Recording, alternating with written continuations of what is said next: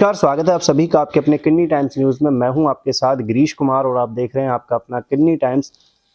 आज जो शख्सियत हमारे साथ मौजूद है वो किसी भी परिचय की मोहताज नहीं है।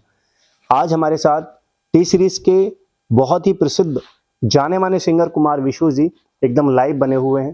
तो चलिए उनसे जानते हैं कि ये सफ़र जो है कहाँ से शुरू करा उन्होंने और कैसे टी सीरीज तक पहुँचा और अब जो है बॉलीवुड फिल्म इंडस्ट्री में है। तो सर, सबसे पहले बहुत बहुत स्वागत है आपका किडनी टाइम्स न्यूज़ में। किडनी टाइम न्यूज़ के सभी दर्शकों को मेरा नमस्कार। जय श्री राम, जय श्री कृष्णा, जय माता दी। आपको गणतंत्र दिवस की भी ढेर सारी शुभकामनाएं। आज राष्ट्रीय उत्सव है और हम सभी राष्ट्र की एकता, अखंडता और प्रभुता की मिलकर एक शपथ लें, संकल्प लें तो देश हित में होगा। ये राष्ट्र सर्वोपरि है। शुरुआत सर बात करते हैं, कहाँ से करी थी, कहाँ से हुई थी, क्या संघर्ष रहा, क्या दौर रहा वो, और स्पेशली टी सीरीज तक जो पहुंचे आप, वो सफर क्या रहा? जी, जैसे कहावत है कि ताजमहल भी एक दिन में नहीं बना था। कभी भी किसी कलाकार का जीवन जो होता है वो एक दिन में कभी मूर्त रूप नहीं लेता है। ये वर्षों की मेहनत होती है, संघर्ष होता है, अभ्यास होता है। उस विधा में उसकी मेहनत होती है। तो बस ऐसा ही कुछ मेरे साथ हुआ।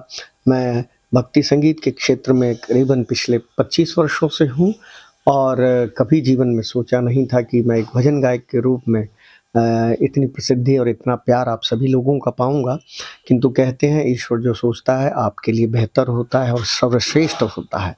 बस ऐसा ही ईश्वर ने मेरी आवाज़ और मेरी वाणी को देखते हुए, मेरे गुणों को देखते हुए शायद मुझे भजनों के लिए चुना। तो ये 25 वर्षों का सफ़र आज विभिन्न कंपनियों के माध्यम से यहाँ तक पहुँचा है। आपने पूछा कि टी सीरीज तक ये सफ़र कैसे पहुँचा। तो संक्षेप में यदि मैं बताऊं तो मेरी पहली एल्बम जो आई थी वर्ष 1999 और 2000 में दिल्ली की एक छोटी सी कंपनी में मैंने रामायण की चौपाइयाँ गाई थी और वो चौपाइयाँ भक्तों द्वारा, श्रोताओं द्वारा इतनी पसंद की गई कि उसके बाद कभी मैंने पीछे मुड़कर नहीं देखा। और उस एल्बम का शीर्षक था, वो ज़माना कैसेट्स और सीडी का हुआ करता था, जिसमें एक कैसेट में करीबन 8 भजन हुआ करते थे, 4 एक तरफ 4 दूसरी तरफ, और सीडी में भी इसी प्रकार से व्यवस्था होती थी। तो वो चौपाइयाँ इतनी ज़्यादा चली, बस उसके बाद मुझे टी सीरीज़ से बुलावा आया। टी सीरीज़ की शुरू से परिपाटी रही है कि नवोदित गायकों को ब्रेक देता आया है। तो मैं भी उन भजन गायकों की श्रेणी में शामिल हो गया और वहाँ से मैंने जो भी एल्बम, जो भी भजन गाए मैंने, वो ईश्वर की कृपा से, आप लोगों के प्यार से आज माइलस्टोन बने हैं मेरे जीवन का। इतना लंबा सफ़र है सर, इतना लंबा एक दौर है, कुछ यादें होंगी, कुछ वो पल होंगे जो आपने अपने हिसाब से कैप्चर कर रखे होंगे, उन पलों को भी शेयर करना चाहेंगे आप? जी बिल्कुल। मेरी जो पहली एल्बम आई थी छोटी कंपनी से, जिसका शीर्षक था दशरथ के घर जन्मे राम, सीता के मन भाए राम, मन का 108, ये मैंने गाया था। तो निस्संदेह ये मेरे जीवन की एक अविस्मरणीय घटना रही और मैंने कभी नहीं सोचा था। मैं कोरस में गाया करता था और उसी स्टूडियो में जहाँ मैं सबसे ज़्यादा कोरस के लिए जाया करता था, वहाँ इस कंपनी के मालिक एक नए गायक को ढूंढ रहे थे ये चौपाइयाँ गाने के लिए। तब स्टूडियो रिकॉर्डिस्ट थे, मेरा नाम उनको सुझाया, मुझे बुलाया गया और उन दिनों मैं एक दिल्ली के नामचीन विद्यालय में संगीत का अध्यापक था। तो मैं बस ये सोच कर गया कि जैसे मैं गा कर आ जाऊँगा और मुझे इसका पारिश्रमिक दे दिया जाएगा, किंतु ये नहीं सोचा था कि ये रचना मुझे भक्ति संगीत में स्थापित कर दे दी। ईश्वर की कृपा से ये चौपाइयाँ गाकर मैं प्रभु राम की शरण में सदा के लिए आ गया। वो चौपाइयाँ सर जो आपने पहली बार गाई और उनसे इतनी प्रसिद्धि आपको हासिल हुई? बिना संगीत के मैं एक चौपाई सुना देता हूँ।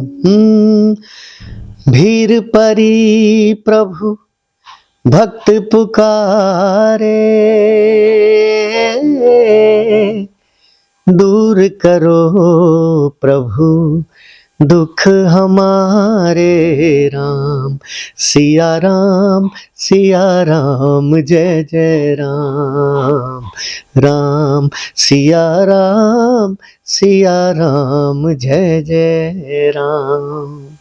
कोई भी सर कलाकार हो, जब कला के क्षेत्र में आगे की तरफ बढ़ता है तो उसके परिजन भी उसका रास्ता रोक देते हैं, या काफ़ी सारी ऐसी चीज़ें आती हैं जिनसे वो मतलब डाइवर्ट हो जाता है, उस दिशा में नहीं जा पाता है, या संघर्ष बहुत करना पड़ता है। क्या आपके साथ में भी ऐसा कुछ था? होता है, कई व्यक्तियों के जीवन में, कलाकारों के जीवन में होता है कि जब वो इस क्षेत्र को चुनते हैं तो उनके परिवार के लोग मैं जिस दौर से हूँ उस दौर में तो निश्चित रूप से इस क्षेत्र को एक अच्छा क्षेत्र नहीं माना जाता था कि गाना बजाना करेगा या नौटंकी करेगा या नाटक करेगा या एक्टिंग करेगा। किंतु आज ऐसा माहौल नहीं है। आज तो यदि किसी व्यक्ति में गुण है, परिवार में गुण है, तो उसको माता पिता स्वयं आगे ले जाने का प्रयास करते हैं। लेकिन मैं इस मामले में सौभाग्यशाली रहा, और वास्तव में कोई व्यक्ति यदि जीवन में ठान ले कि उसे एक क्षेत्र में प्रतिबद्धता से आगे बढ़ना है और उसका विजन क्लियर हो और उसका जो रास्ता उसने सोचा है वो बहुत स्पष्ट हो, क्लियर हो, तो निस्संदेह अपना स्थान पाता है। ईश्वरीय कृपा तो ज़रूरी है, उसका व्यक्ति का अपना स्वाभाविक गुण भी कहीं ना कहीं काम आते हैं। तो मैं सौभाग्यशाली रहा, मुझे कभी इस प्रकार का विरोध नहीं झेलना पड़ा। बात करें कुमार विशु साहब के जीवन जो संघर्ष की, वो तो हमने देख ही लिया और देख रहे हैं पिछले 25 सालों से।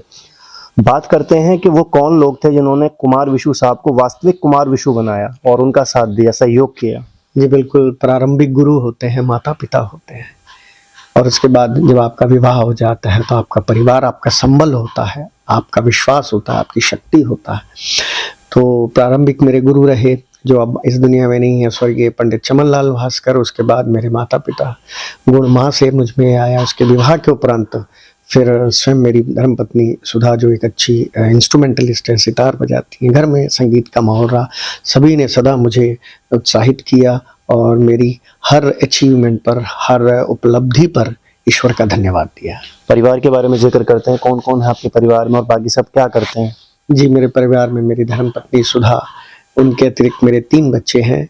बड़ी बिटिया स्वरांशी, छोटी सुरम्या और मेरा बेटा सुविज्ञ।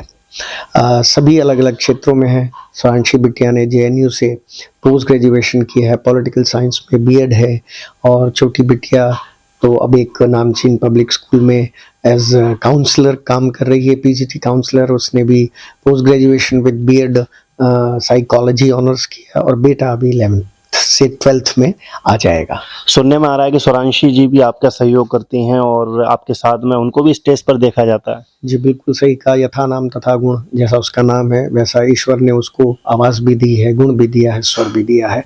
बाकी उसकी अपनी मेहनत और सुनने वालों का प्यार रहेगा, आगे आशीर्वाद रहेगा कि वो किस मुकाम तक पहुंचती है।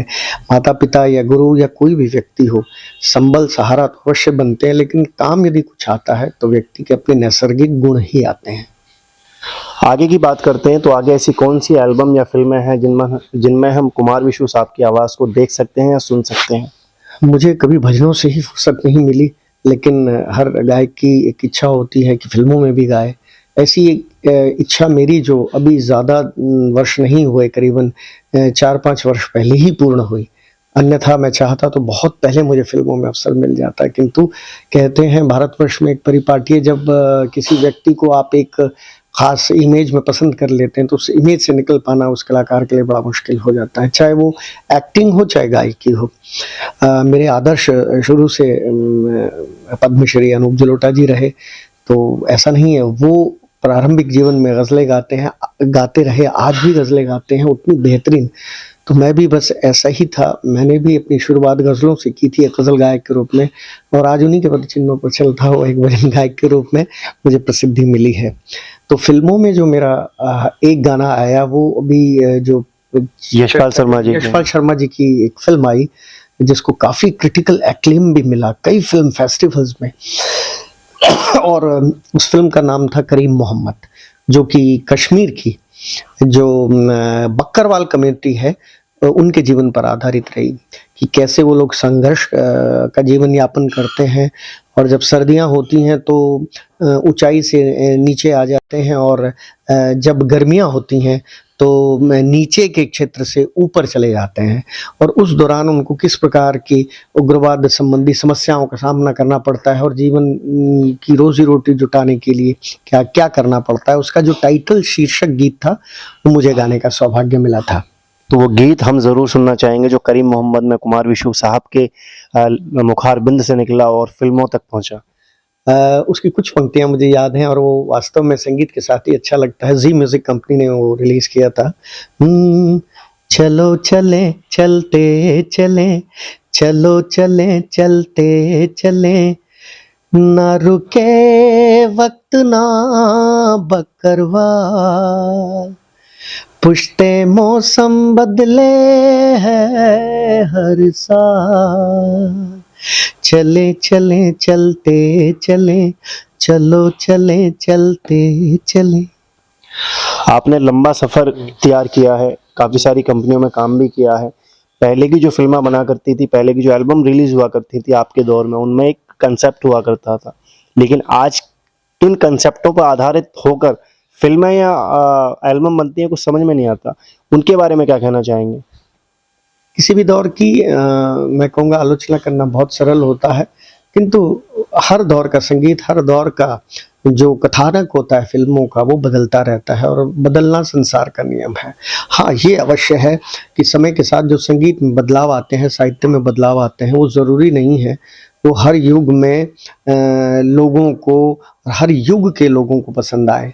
सबकी अपनी एक व्यक्तिगत सोच, अपनी व्यक्तिगत चॉइस होती है, उसको किस प्रकार का संगीत साहित्य पसंद है। लोग ओछा संगीत और ओछा साहित्य भी पसंद करते हैं, उस युग में भी करते थे, आज भी करते हैं, किंतु ये आपके ऊपर है कि आप क्या खाना पसंद करते हैं। यदि आपको फास्ट फूड पसंद है तो निश्चित रूप से आप अपनी सेहत का नुकसान करेंगे। ठीक उसी प्रकार से संगीत, साहित्य, कला, संस्कृति जो भी हमारे क्षेत्र हैं, उसमें यदि आप उत्तम साहित्य के साथ संगीतबद्ध करके अच्छा संगीत लोगों तक, अच्छी रचना लोगों तक नहीं पहुंचाते, तो निस्संदेह उसका नुकसान जो है युवा पीढ़ी, हमारे समाज को, हमारे परिवार को और हमारे राष्ट्र को भी होता है कहीं ना कहीं। तो परिवर्तन तो आया है। पहले जहाँ सुकून होता था गायकी में, आज मैं देखता हूँ कि जो रेंज है गायकों की वो तीखी हो गई है, चीख चिल्लाहट ज़्यादा है, सुकून कहीं गायब हो गया है। एक ऐसा लगता है जैसे संगीत में बेचैनी सी आ गई है। जैसा इंसान, मैं तो हमेशा कहता हूँ कि जैसा इंसान होता है जिस युग में, वैसा ही उस युग का संगीत और साहित्य भी होता है। तो आज का इंसान भागदौड़ में विश्वास करता है, दौड़ रहा है किसी अंधी दौड़ में, तो वैसा ही संगीत हो गया है, शोर से युक्त। सर, नहीं लगता आपको कि मतलब इन सारी चीज़ों से आज की जनरेशन पे अगर बात करें तो संस्कारों पर भी फर्क पड़ा है? निश्चित रूप से, जैसा आप मैंने कहेंगे, जैसा खाएंगे अन्न वैसा बनेगा मन। तो कहीं ना कहीं संगीत हमारे व्यक्तिगत जीवन को प्रभावित करता है, साहित्य हमारे जीवन को प्रभावित करने की क्षमता रखता है। तो जिस तरह का गंदा साहित्य, निकृष्ट साहित्य और जैसा संगीत, फूहड़ संगीत हम सुनेंगे, उसका प्रभाव मन मस्तिष्क पर पड़ता है और संस्कार उसके अनुरूप अपनी दिशा लेते हैं, क्योंकि उनका जो पिक्चराइजेशन होता है, उनका जो फिल्मांकन होता है, वो कई बार और भी फूहड़ मैं कहूँगा और परिवार के साथ बैठने देखने लायक तक नहीं होता। तो बाकी मैं अभी भी मैंने कहा कि ये व्यक्तिगत सोच है कि आप खाना क्या पसंद करते हैं। लाखों आपके प्रशंसक हैं, करोड़ों आपके देखने वाले, चाहने वाले हैं, उन लोगों के लिए कुमार विशु साहब का क्या मैसेज आएगा? मैं केवल यही संदेश देना चाहूँगा कि जीवन जितना आप सरलता से और सादगी से और किसी भी मुकाम पर पहुंचने के बाद भी यदि ज़मीन पर रहकर जीवन में प्रगति करते हैं, तो शायद लोग आपको ज़्यादा पसंद करते हैं। और युवाओं के लिए मैं केवल ये संदेश देना चाहूँगा कि सफलता के लिए कोई शॉर्टकट नहीं होता है, और आप किसी भी क्षेत्र में जाएं, आपका विजन, आपका फोकस बिल्कुल क्लियर होना चाहिए कि आप करना क्या चाहते हैं। ऐसा कोई व्यक्ति नहीं है जो ना जानता हो कि उसे जीवन में क्या करना है, दूसरे वो कौन सी चीज़ सबसे अच्छी कर सकता है। और तीसरी एक सबसे बड़ी बात कहूँगा कि युवाओं के लिए ही, कि किसी भी मुकाम को हासिल करना, आजकल रील्स का ज़माना है, लोग रील्स के माध्यम से प्रसिद्धि पाना चाहते हैं। ये शॉर्टकट है। आप 1 रील, 2 रील, 4 रील, आप रील के स्टार बन सकते हैं, लेकिन वास्तव में आपकी पहचान आपकी मौलिकता से होती है, आपकी ओरिजिनलिटी से होती है।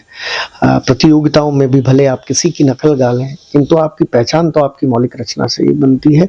और जो मुकाम आप हासिल करते हैं, उस मुकाम को पाना आसान है, लेकिन उस पर टिकना बहुत मुश्किल है। तो वो टिकाव जीवन में पैदा करें। समय इशारा कर रहा है चलने की तरफ। चलते चलते आपकी वो लाइन, वो गज़लें, वो बातें जो आपने गुनगुनाई थी अपनी जुबान से, कभी प्यासे को पानी पिलाया नहीं, वो भजन के रूप में। जी, ये रचना तो मेरी पहचान है और इसी रचना की कुछ पंक्तियां गुनगुना देता हूँ। मैंने सदा जीवन में संदेश युक्त रचनाओं को महत्व दिया है, तो आज भी भजन गाता हूँ तो कोई ना कोई संदेश अवश्य देने का प्रयास करता हूँ। आइए सुनते हैं। कभी प्यासे को पानी पिलाया नहीं, बाद अमृत पिलाने से क्या फायदा, कभी गिरते हुए को उठाया नहीं, बाद आंसू बहाने से क्या फायदा। बहुत बहुत शुक्रिया सर, इतना समय दिया, आप हमसे जुड़े और इतनी सारी बातें करी हमसे, बहुत बहुत शुक्रिया आपका। बहुत बहुत तो ये थे हमारे साथ में टी सीरीज फैम के मशहूर कलाकार कुमार विशु जी, जिनको आप सुन रहे थे, देख रहे थे, जिनके बारे में हमने आपको बताने का प्रयास किया। तो दीजिए इजाजत, बने रहिए हमारे साथ और देखते रहिए आपका अपना किन्नी टाइम्स। वीडियो पसंद आई तो लाइक करें, सब्सक्राइब करें किन्नी टाइम्स को, और अपडेट सबसे पहले पाने के लिए प्रेस करें बेल आइकन को।